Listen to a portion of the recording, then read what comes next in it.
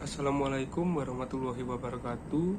Perkenalkan, nama saya Satya Alvino, NIM 384 dari kelas C mata kuliah AIKA. Di sini saya akan menjelaskan tentang materi Muhammadiyah dan pemberdayaan perempuan. Pertama-tama, sebelum datangnya Islam di dunia, hampir seluruh umat manusia memandang perempuan sebagai makhluk yang rendah dan hina. Bahkan mereka tidak menganggapnya sebagai manusia. Salah satu tokoh Islam di Indonesia yang memperjuangkan wanita yaitu Kiai Haji Ahmad Dahlan. Kiai Haji Ahmad Dahlan memberdayakan perempuan. Ahmad Dahlan, yaitu pendiri Muhammadiyah, adalah salah satu dari sekian ulama terkemuka di awal abad ke-20 yang sangat memperhatikan kepentingan perempuan. Jauh sebelum isu kesetaraan gender atau feminisme berkembang di tanah air, beliau sudah bekerja untuk menempatkan kaum perempuan dalam posisi yang setara dengan pria, meskipun dengan tugas yang berbeda. Sejak awal Muhammadiyah berdiri di Yogyakarta pada tanggal 18 November 1912, Ahmad Dahlan memposisikan perempuan sebagai pilar penting untuk mendukung organisasinya. Itulah kemudian Ahmad Dahlan dan istrinya yaitu Siti Walidah membentuk Aisyah pada tahun 1914 yang bertujuan sebagai wadah pergerakan bagi perempuan Muhammadiyah. Yang kedua, saya akan membahas tentang pendirian Aisyah. Pendirian Aisyah berawal dari sebuah pertemuan yang berlangsung di rumah Kiai Haji Ahmad Dahlan pada tahun 1917. Yang hadir di sana antara lain yaitu Kiai Haji Fahrudin, Kiai Haji Mokhtar, Ki Bagus Hadikusumo, dan 6 orang gadis muslimah yang memang telah dikader sebelumnya melalui Sopo Tresno, yakni Siti Bariyah, Siti Dawimah, Siti Dalalah, Siti Busdro, Siti Wadingah, dan Siti Badila. Hasil rapat memutuskan bahwa organisasi perempuan Muhammadiyah akan segera terbentuk. Namanya Aisyah, sesuai dengan usulan Kiai Haji Fahrudin.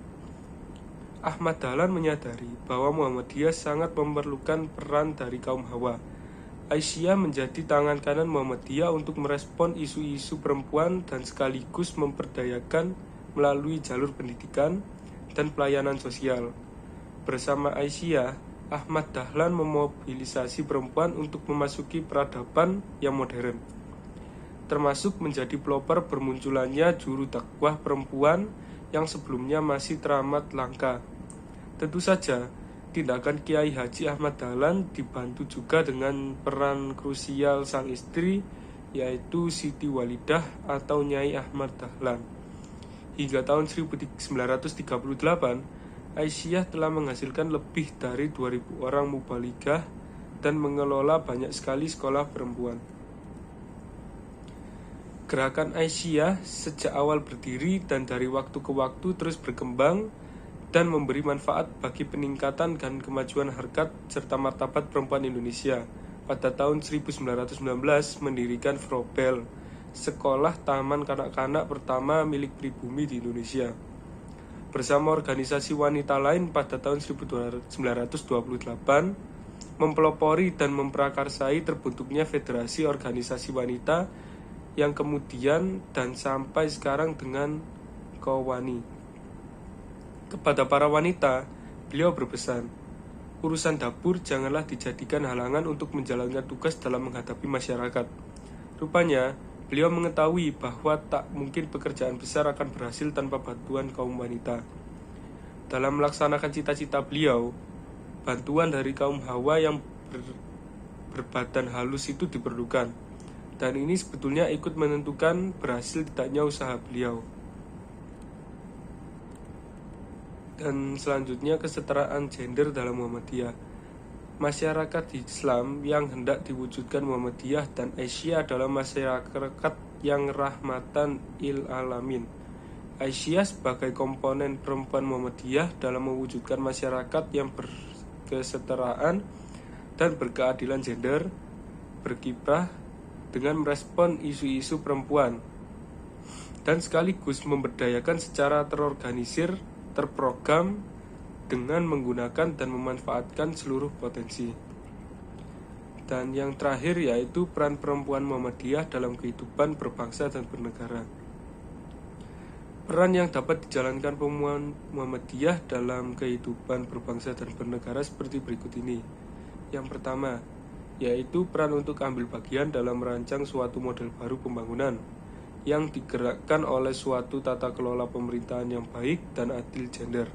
Kaum perempuan dapat mendorong berkembangnya pandangan baru dan ukuran-ukuran baru, sehingga kiprah kaum perempuan tetap dilihat dalam kacamata perempuan dan bukan kacamata yang bias gender. Yang kedua, peran untuk ambil bagian dalam proses politik, khususnya proses pengambilan keputusan politik yang dapat berimplikasi pada kehidupan publik.